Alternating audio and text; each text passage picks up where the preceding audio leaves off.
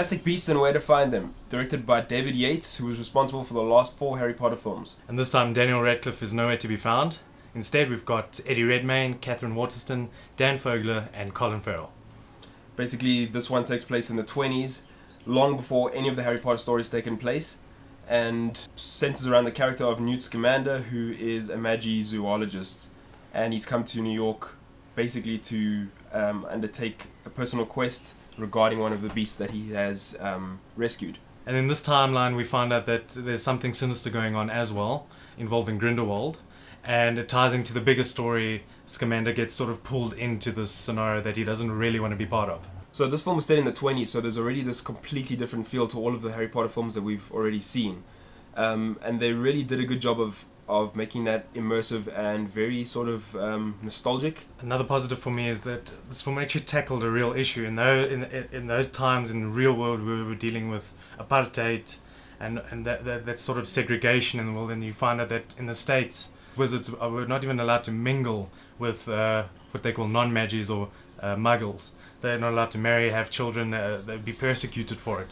So it touches on something very real, which I think resonates with the entire world, even today still. The characters themselves were portrayed very well by the actors, and J.K. Rowling has done well to actually write a new story and these characters in a very interesting way, where by the end of the film you really do care about each of their individual stories, you care about their interests and their motivations. And when the film ends, you really do feel like you have built this bond with the characters that many films don't really achieve sometimes on the first installment. In this film, I feel like magic was handled a lot better, and you saw a lot more of it in one single film.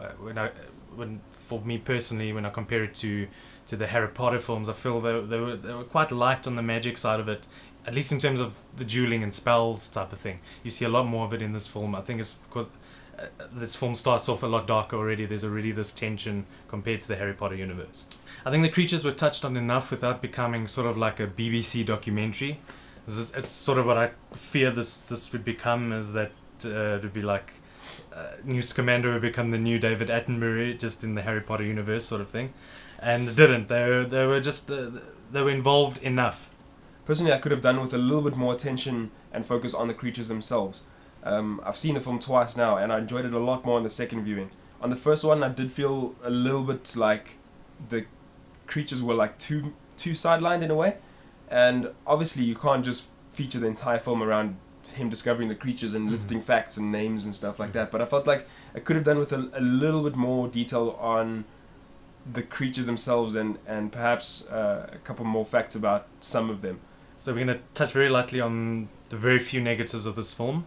For me, in the first few minutes, the opening minutes of the film, it was very rushed. It was structured like a trailer. It was a quick succession of scenes, giving you little tidbits of information, nothing new that you didn't know already.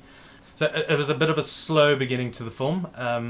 And yeah, I agree. We had this discussion earlier that Eddie Redmayne's Newt Scamander did seem like a fairly like a dead character. He didn't start out well, and then once you learned a bit more about him throughout the film, you realize that he was a very socially awkward character, and then it all makes sense, and then it kind of like redeems itself. Something else that I guess could be a nitpick would be the CGI itself.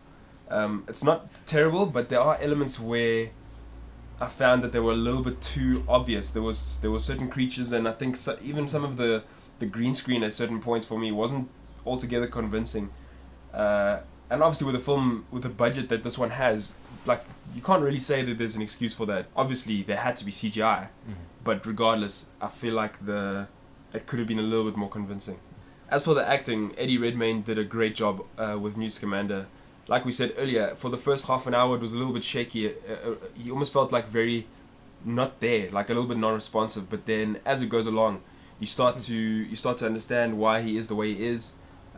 You start to empathize with him, and you also respect him for the amazing things that he's done. Catherine Waterston, she was alright. She did a good job in the movie. I wouldn't say she was a stand-up performance. yeah, that's really that I can say about her. She did cry a lot, but she did it well. Dan Fogler, I think, was the stand-up performance in this film. When I saw the trailers with him in, I got a bit worried. I wasn't sure what to really expect from his character. Yeah, he could have very easily gone into the slapstick territory, but he strayed away from that, and he did a really awesome comedic performance. A real surprise in this film. I know we saw him in the trailers and all that, but Colin Farrell, just having Colin Farrell in the Harry Potter universe it felt like odd, but his character was great. What a dapper gentleman. True story. And something that I actually forgot about was Johnny Depp's cameo in this film. And when it reached that point, and I realized who it was, he actually feels at home in this franchise. One of the big things about this film for me, that I actually got goosebumps, was just to hear the Harry Potter theme come and start in there with the Warner Brothers logo come up. I've got literal goosebumps. It was so nice to step back into this world, and it didn't feel like a spin-off. So this movie deserved to be made. James Newton Howard did a fantastic job with the soundtrack, incorporating the existing Harry Potter theme into his new score, and he did an incredible job of that. In conclusion, I think this film has left us very comfortable about where this franchise is going. It's reassured us that there's a good story behind it all, that it's not just a spin-off money-making scandal of a film. Okay, so it comes down to the rating of this film, and it was a hell of a good time, so I think comfortably we can give it 8.5. Magic. Get out of here.